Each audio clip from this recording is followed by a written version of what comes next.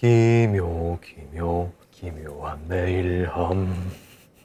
이렇게 부끄러워. 털어놓기 힘든 궁금증, 음지에 기묘한 사연들이 도착하는 이곳은 기묘한 매일함입니다. 저는 메일즈 기자 선사페 김PD고요. 자, 민혁이 공원 화나님 모십니다. 안녕하세요. 오늘 또 무서운 이야기가 또 찾아올 것 같은데요. 너무 좋아요. 네, 베프로님. 뭐라 이게 뭐 창살 같은 거예요? 우리가 지금 안에 있는 거 아니야? 바깥이에요, 아니에요? 우리가 지금 집 안에 있죠. 거지. 집 안에서 바깥을 보는 거죠. 근데 우리가 만약 지금 여기 갇혀 있는 거야. 지금 저주받은 집에서 못 나가는 거야. 바깥을 볼 수는 있지만 나갈 수는 없어. 여러분도 똑같습니다. 지금 이 안에 갇혀서 무서운 이야기를 해야 돼요. 지금. 그래서. 나갈 수 없어. 그런 거 봤어요. 필리핀인가 어딘가 하수구에서 여자가. 최근에 나온 거. 그게 뭐야? 네. 그게 뭐야? 이슈가 됐었죠. 뭐예요? 얘기해 주세요. 너무 가난해서 하수구에 사는 여자인 거예요. 정말. 그러니까 링인 줄 알았던 거예요, 사람. 근데 CCTV에 찍힌 거예요. 어머. 여자가 왔다 갔다 하는 거. 근데 왜 그러냐 했더니 하수구에 사는 거예요, 여자가. 어머. 그래서 사는 게 지옥이었던. 그래서. 네, 오늘 또 시작하기 전에요. 먼저 이슈가 또 있어요. 2016년 말레이시아의 한 고등학교에서 발생한 집단 비행위 사건입니다.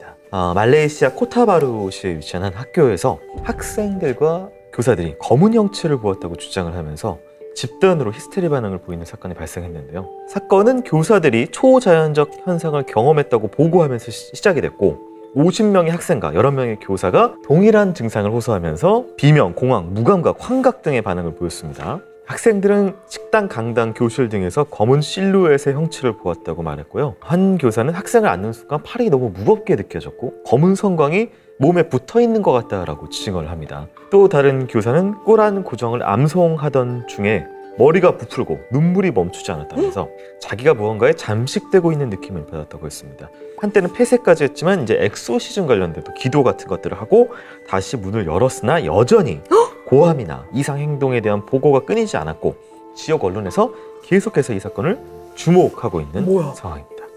네, 전문가들은 이거를 전형적인 집단 히스테리 사례라고 보고 있다고 하는데요. 폐쇄된 환경에서 한 명이 심리적인 반응을 하면 주변에 전염하듯이 퍼지는 그런 현상 아니냐라고 이야기를 하는데 말레이시아와 같은 전통적 신앙이 강한 지역에서 자주 보고되고 있기 때문이고요. 1987년 케다주에서는 무슬림 여학생 수십 명이 같은 현상을 보이면서 5년 동안 이런 사건이 이어지기도 했다고 합니다.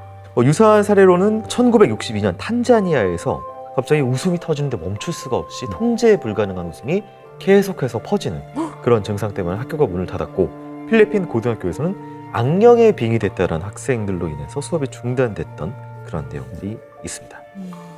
좀 끔찍하네. 근데 왜냐면은 한 명이 그러면은 얘 좀 이상하네라고 하는데 학생들끼리 그래도 좀 무시할 텐데 교사까지 그렇게 그것에 똑같은 증상을 보이니까 이게 너무 특이하고 섬뜩한 부분이 있네요. 근데 보니까 탄자니아, 필리핀, 그다음에 말레이시아. 다 좀 더운 나라긴 하네요. 그러긴 확실히. 원래는 그런 데는 건물 안에 이렇게 사람들을 모아놓고 그러면 안 되거든요.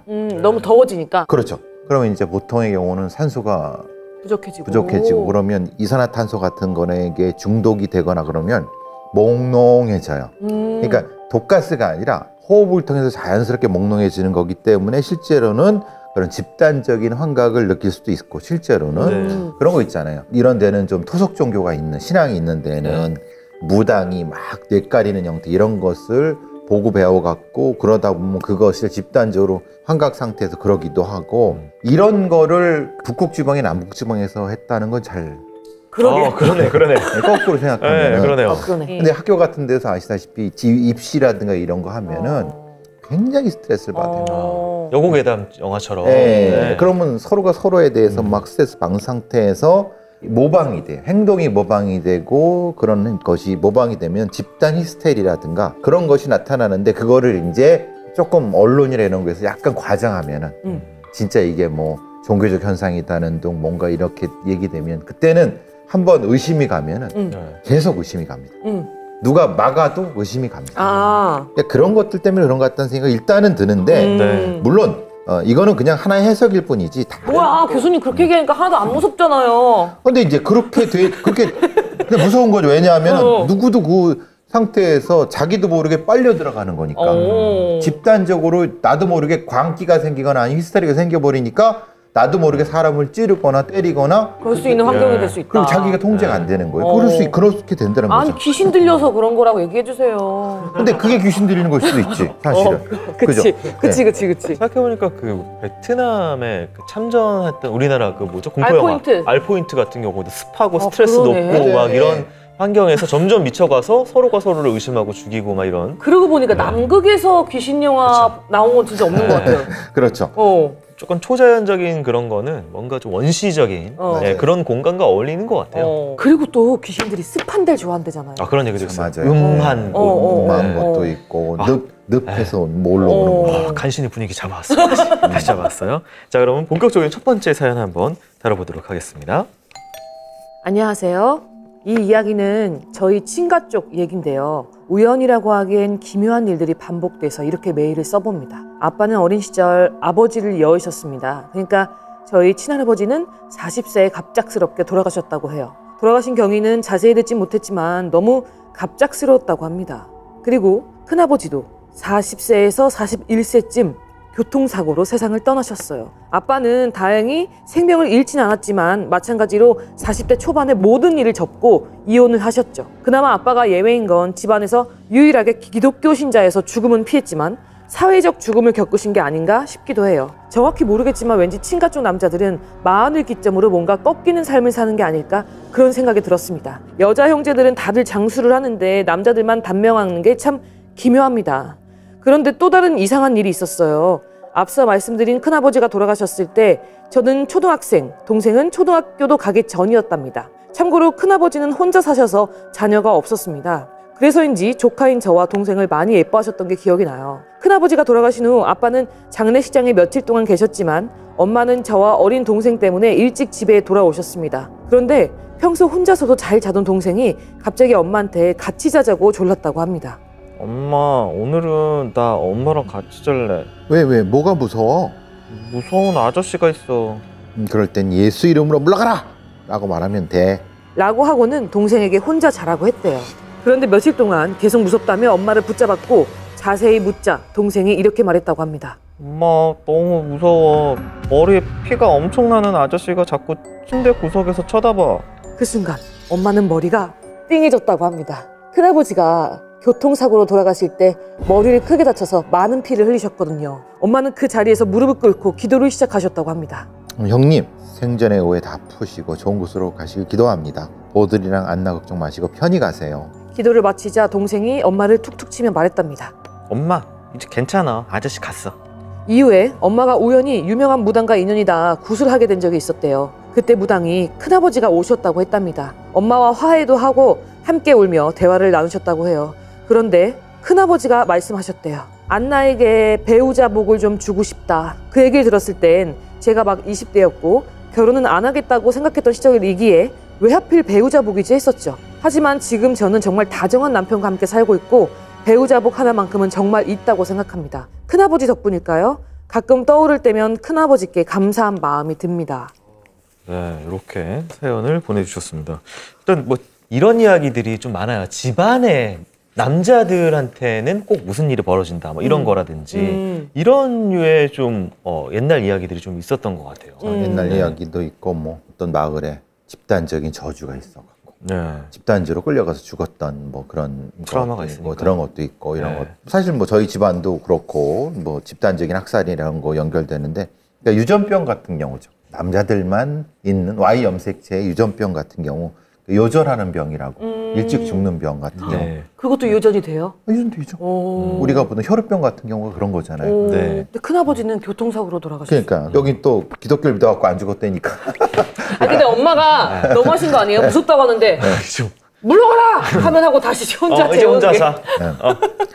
그리고 이제 동생이 죽은 사람이 다시 나와서 봤다. 이게 항상 뭐 나오죠. 아이들이 조금 뭔가 좀 느끼고 보고 혹은 아이만의 망상이 있을 수도 있고 그 나이 때만에. 무당 얘기하니까 조금 주작 같기도 하고. 뒤에는 또 조금. 무당은 조금. 그러니까. 근데 이거 무당 얘기는 항상 가면은 이 무당분들 중에서 그냥 이거는 습관적으로 하시는 것 같아요. 당연하죠. 죽은 누가 와서 집에 너에게 누구 있지? 뭐 하고 해주고 싶다 그러니까. 그리고 뭐 동네에서 얘기 있으면 무당이 듣고 그 얘기를 했을 수도 있는 거니까. 집안마다 이런 일도 있지 않나요? 그렇죠. 꼭 할머니가 나타나서 그걸 막기 위해서 뭘 해야 된다 막 이렇게 하면서 뭔가 벌어지는 이야기가 있는데 그런 이야기도 생각났던 예, 그런 괴담 같았습니다. 자, 다음 사연 한번 열어볼게요.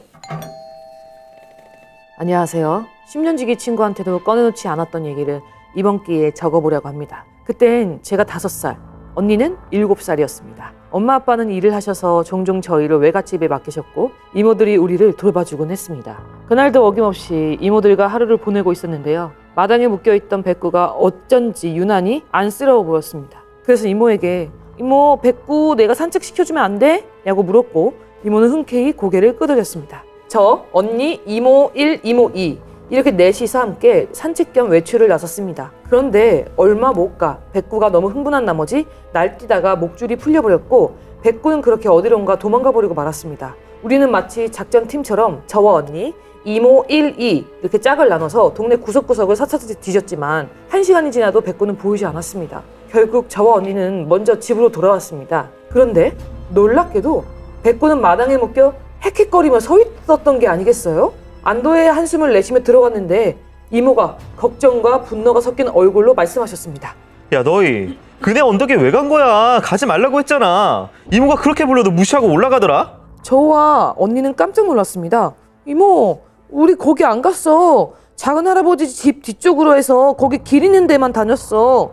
하지만 이모는 단호하게 말했습니다. 빨간 떡볶이 코트와 흰색 패딩을 입은 아이 둘이 그 언덕을 오르는 걸 분명히 봤다는 것이었습니다. 그 순간 모두가 일동 얼어붙었습니다. 그 언덕은 그네 언덕이라고 불렸고 어릴 적부터 혼자 살던 어떤 언니가 그곳에서 생을 마감했다는 무서운 이야기가 전해 내려오는 곳이었죠. 그때 저는 어린 마음에 이렇게 말했던 것 같아요. 이모, 언니가 많이 외로웠나 봐. 그래서 놀자고 이모를 부른 거 아닐까?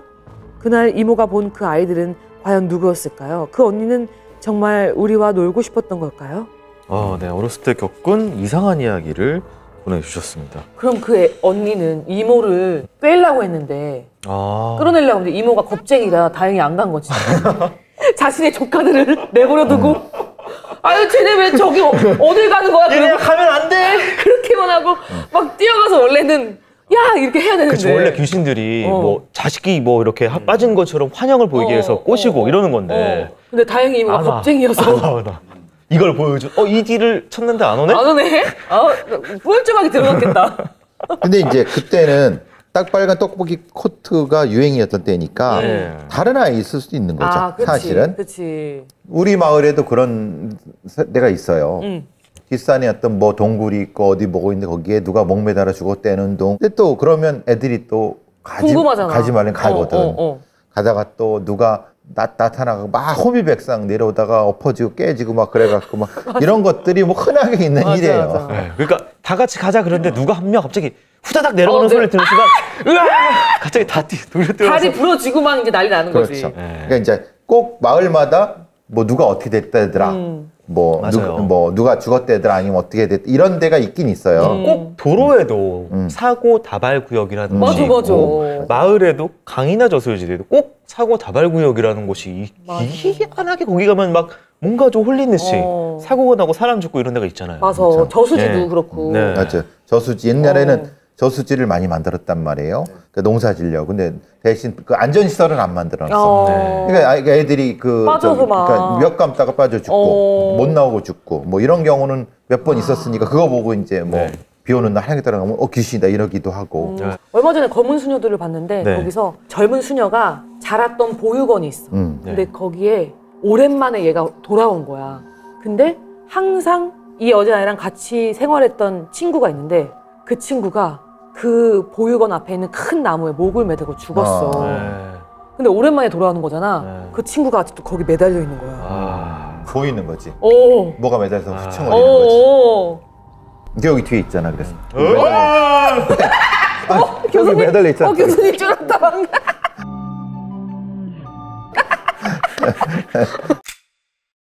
저희 언니가 그랬대잖아요. 자는데 잠결에 이렇게 눈을 떴는데 제가 가구와 가구 사이에 이렇게 낑겨서 서 있더래요. 뭐야 안나야 왜 거기 있어?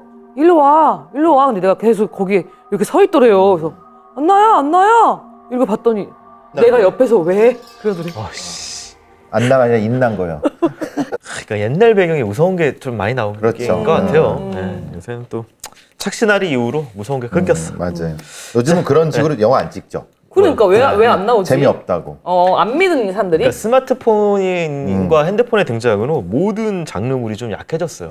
뭐냐면 정보가 없어야지 그 빈칸을 뭔가 서사로 메우는데 찍으면 정보 나오고 연락되고 맞아, 잃어버리니까 맞아. 재미가 없어요. 자, 다음 메일 한번 열어보도록 하겠습니다. 안녕하세요. 제가 고등학생 때 겪은 일을 이야기해드리려고 합니다. 10년이 넘은 일이지만 아직도 생생하게 기억이 나요. 고3, 저는 당시 기숙사에서 생활했습니다. 방은 4인 1실로 2층 침대 2개가 한쪽 벽에 붙어 있었고 저는 침대의 1층을 사용하고 있었습니다. 그때는 어스름한 저녁 무렵이었고 방불은 꺼져 있었지만 복도불은 켜져 있어서 덜 닫힌 문틈 사이로 형광등 불빛이 방 안까지 비추고 있었습니다. 잠이 들락말락 하던 차에 방 안이 갑자기 어두워졌습니다. 문 앞에 누군가 서 있는지 형광등 불빛이 차단된 게 느껴졌거든요. 조용히 문 앞에 서 있던 그 누군가, 친구들이었다면 문을 열고 시끄럽게 들어왔을 텐데 조용히 그냥 서 있기에 사감 선생님일 뿐이라 생각했습니다. 그래서 그냥 무시하고 잠에 들려 했죠. 그런데 갑자기 속삭이듯 빠르게 대화를 나누는 소리가 들리더라고요. 그런데 그 소리가 방 안으로 들어오더니 제 바로 옆에 누군가가 섰습니다. 눈은 감고 있었지만 두 사람이 서 있는 게 느껴졌습니다. 한 사람은 사감 선생님처럼 들리는 여자의 목소리, 또 한 명은 어린 여자아이의 목소리였습니다. 쟤 자는 척하는 거니? 진짜 자는 거니? 그러자 여자아이가 제 얼굴 앞까지 얼굴을 들이밀며 확인하려는 듯 했습니다. 숨쉬는 게 힘들 정도로 가까이 다가왔고 혹시라도 제가 깨어있는 걸 들킬까 숨을 멈추고 얼굴이 멀어지기만을 기다렸습니다. 잠시 후 여자아이가 갸우뚱갸우뚱거리며 빤히 쳐다보더니 잘 모르겠어요. 그러자 어른 여자는 쟤 다 듣고 있잖아. 그 말을 끝으로 저는 그 상태로 가위에 눌렸습니다. 난생 처음 겪는 가위였고 정말 몸이 움직이지 않았습니다. 그날 이후 며칠 동안 저는 계속해서 가위 눌림과 악몽에 시달렸습니다. 친구가 불이야! 라며 제 가슴팍을 양손으로 마구 두드리며 소리치는 꿈, 친구가 물이 틀어진 샤워기를 제 얼굴 앞에 갖다 대 숨이 넘어갈 뻔했던 꿈 등이었는데 그때마다 숨이 넘어갈 듯 헐떡이면서 깨어났습니다. 가위에 눌릴 때마다 숨이 막히는 게 너무 무서웠고 언젠가는 정말 잘못되지는 않을까 걱정되기 시작했습니다. 기숙사엔 별다를 것 없는 창이 하나 있었는데요. 창밖은 논밭에 멀리 떨어져 있는 산이 보이는 시골 풍경이었어요. 혹시나 하며 왠지 기분 나빴던 창문을 수건으로 가려보았는데 그 창문을 가린 후로는 다행히 가위에 눌리는 일이 사라졌습니다. 너무나 간단한 해결책이라 허무하기도 했지만 왜 그런 건지는 지금도 모르겠습니다. 저를 가위에 눌리게 했던 건 창문 너머에 뭔가였던 걸까요? 아니면 그저 피곤하고 예민했던 고3 시절의 심리적인 압박 때문일까요? 그저 가위 눌림이라기보단 꿈에서조차 숨이 막혀오던 공포가 아직 생생합니다. 이렇게 올려왔습니다. 그러면서 방 그림을 또 그려가지고 보내주셨어요. 네. 보통 이제 기숙사, 집단 생활 이런 거에 이런 것들이 있죠. 서사가 생기죠. 네. 지금 2층 침대 잡으셨어요? 2층짜리 침대 1층에. 왜냐면 1층 하면 여기 밑에가 이제 있잖아요. 위에 있잖아요. 맞아. 그러니까 여기 보이니까 누가 들어왔는지가 안 보이는 거예요. 다리만 보이는 거예요. 시야가 좀 가리겠네. 네, 그래서 이제 이 상황이 벌어지는 거거든요. 네. 근데 사실은 애들이 장난도 많이 쳐요. 이런 거는. 이렇게 뭔가 좀 여행 가서 단체로 자게 네. 되는 경우가 생기면은 꼭 뭔가 좀 묘한 이런 그렇죠. 것들, 그리고 뭐 여기 뭐가 있었다더라 하는 네. 이야기들도 있고요. 네. 예전에 제가 그 얘기 해줬나요? 경찰학교 때 그 아니, 있었던 아니요. 뭐죠? 그 중앙경찰학교에 유명한 안 쓰는 생활관이 있어요. 네. 건물에요. 예, 건물 이게 말하자면 중앙경찰학교라는 게 순경들 훈련되는 충주에 있는 데인데 산에 있어요. 이게 쭉 올라가면은 꼴짜기 쪽에 위로 올라가는데 저 맨 위에는 안 썼어요. 안 쓰는 건데 프로파일러들, 범죄 분석 요원들과 심리 요원들을 채용하면서 급하게 거기를 쓰게 됐는데 사실은 안 썼어야 되는 거예요. 왜냐면 2층 생활관에 1층에 거기 있던 경찰 훈련생이 목을 매 죽은 거예요. 진짜로? 네, 진짜로. 그러니까 그것이 있으니까 거기는 수리한다 놓고 안 쓴 거예요. 근데 급하니까 쓴 거죠. 급하니까 우리들을 처박은 거지. 근데 명분은 명확하지. 심리원이라며 범죄 심리한다며 귀신이 뭐가 중요해? 그게 김복준 교수님입니다. 아, 그 방에 넣은 게? 우리 과장님이었어요. 김복식 교수님이. 근데 김복식 교수님. 그랬을 것 같아요. 그게 어딨어? 막 이러면서. 근데 여기까지 팩트고 네. 이게 다 팩트입니다. 근데 이제 하여튼 그 방에서 자게 됐어요. 했는데 그래서. 네. 차마 죽은 1층은 못 넣고 2층에 넣은 거예요. 2층에 소수니까 2층에 넣었는데 그러잖아요. 아, 1층, 저는 1층에서 잘게요. 아, 1층은 쓰지 마. 왜요? 아이, 쓰지려면 쓰지 마. 얘기 안 해줘. 왜냐하면 보일러 기름값 많이 들어. 하는데, 근데 거기다가 바람 불고. 어머. 뭐가 툭툭 치는 거야. 이렇게 2층에 누워있는데 밑에 누가 친다고요? 근데 이제 1층이 있고 2층만 쓰는데 소리가 바깥에서 나는 거야. 막 바람 불고 네, 그러니까. 그때는 몰랐어. 이게 거기에 그런 일인지 모르는 거지. 그런 일이 있는지 몰랐어. 몰랐었는데 2주 뒤에 그 얘기를 해주는 거야. 왜냐면 2주 뒤에는 다음 기수가 나가기 때문에 내려올 수 거기서 있으니까. 옮긴 거야. 옮기도 얘기해주는 새끼들이. 그래서 사람들이 그런 일들이 기숙사라든가 생활관 이런 데에는 꼭 그런 일들이 나 지금 갑자기 생각이 났는데 그 학교 집단 약간 뭐 트라우마 막 이런 거 있잖아요. 제가 고등학교 때 연극반이었단 말이에요. 근데 그 연습을 한 12시까지 이제 막 그렇죠. 밤늦게까지 하지. 하는데 이제 연극 연습을 하고 있는데 시청각실에서 했어요. 근데 시청각실이 약간 지하 1층에 있는 그런 그렇지. 교실이었거든요. 근데 이 무대 같은 데서 이제 막 연습을 하고 있는데 스피커 쪽인가? 벽 쪽에서 그렇지. 이런 여자 울음소리가 들리는 거예요. 그래서 나는 내가 이건 잘못 듣고 있는 거다. 내가 나만 잘못 듣는 거다. 헛소리 듣고 있는 거다. 그래서 계속 그냥 연습을 했어요. 근데 그 소리가 계속 커지는 거야. 그래서 내가 멈춰서 선배님 근데 이상한 소리 안 들리세요? 그랬다? 거기 있는 여자 한 10명 정도가 소리 지르면서 막 뛰쳐나갔어. 다 듣고 있었던 거야. 근데 똑같은 생각을 했던 거지. 나만 들리나? 그 진짜예요. 이거 정말 있었던 일이에요. 지금 아직도 그 연극반 친구랑 제 친구거든요. 그래서 진짜 혼비백산해가지고 다 뛰쳐나갔어요. 그래서 너무 무서워가지고 밖에 시청각실에 좀 있다가 짐을 갖고 나와야 되니까 막 다시 들어가서 막 다시 짐을 싸가지고 이제 내려가는데 저희 그 학교가 비탈길이었거든요. 근데 또 여고생들이니까 또 금방 까먹잖아요. 그래서 막 하하 하면서 그래서 또 내려오고 있었어. 근데 어떤 언니 한 명이 교문을 보더니 하하 이거 웃는 거야. 혼자 빵 터져서. 그래서 다들 조용해진 거야. 왜 그래요 언니 왜 그래요? 그랬더니 이 언니가 갑자기 소리 지르면서 또 막 뛰어내려가는 거야. 뭐야, 이거 뭔데? 그래가지고 또 무서워가지고 와 내려갔지. 그 언니가 갑자기 교문 밖을 나간 다음에 막 우는 거예요. 그래서 언니 왜 그래요? 아니 선배님 왜 그러세요? 막 그랬더니 어떤 여자애가 교문을 들어오다가 그 돌뿌리에 걸려 넘어졌다는 거야. 그래서 자기가 그걸 보고 웃었대. 근데 그때가 여름이었거든요. 여자애가 동복을 입고 있었대. 그리고 그 여자애가 넘어진 다음에 체육관 쪽으로 갔는데 저희 학교에서 체육관에서 자살한 언니가 있어요. 보통 그렇게 하죠. 이 모든 게 다 이어지면서 언니가 무서워서 소리치면서 이제 내려온 거예요. 웃고 나니까 떠올랐구나, 그게. 자기는 그거 보고 아이고 그 기집애 했는데 생각해보니까 동복이. 근데 체육관 쪽으로 뛰어갔어. 이게 이때니까. 근데 저희가 연극반 역사도 없는 연극반이었거든요. 근데 전국 대회에서 2등을 했어요. 귀신빨이야. 그해. 그런 게 있다니까. 진짜.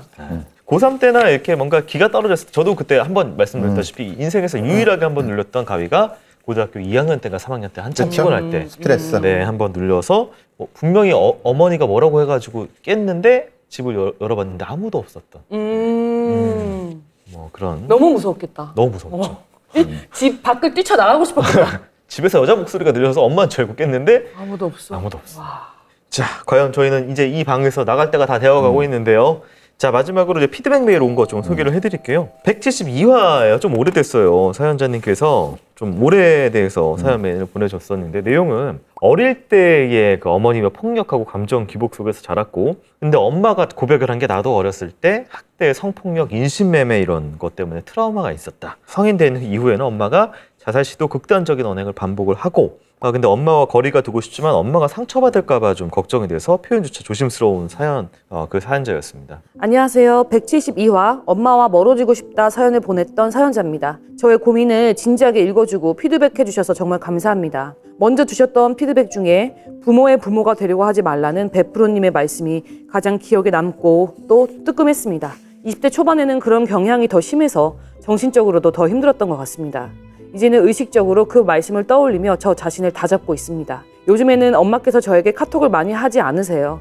사실 제가 직설적으로 부담스럽다고 말씀을 드렸거든요. 잘한 건진 모르겠지만 아무튼 카톡이 덜 오니까 마음은 조금 편합니다. 그리고 피드백 중에 아버지의 책임도 있다고 하셨는데 베프로님의 지적에 정말 크게 동의합니다. 다행히 부모님은 이혼하지 않으셨습니다. 그저 당시에는 없는 살림에 자식 셋을 키우시느라 아버지가 평일 주말 할 거 없이 일용직 노동에 나가셨고 자식 교육에 크게 신경 쓰지 못하셨던 것 같다는 생각을 합니다. 물론 이건 제 추측입니다. 우리 삼남매가 학대당했다는 걸 아빠는 자세히 알고 계셨을까 하는 의문도 들지만 직접 물어보지는 않았습니다. 만약에 알고도 방치했다면 그 사실에 상처받을 것 같아서요. 마지막으로 지금까지도 엄마는 간간히 저에게 미워하지 말아달라. 그래도 부모인데 그렇게 대하지 말아달라.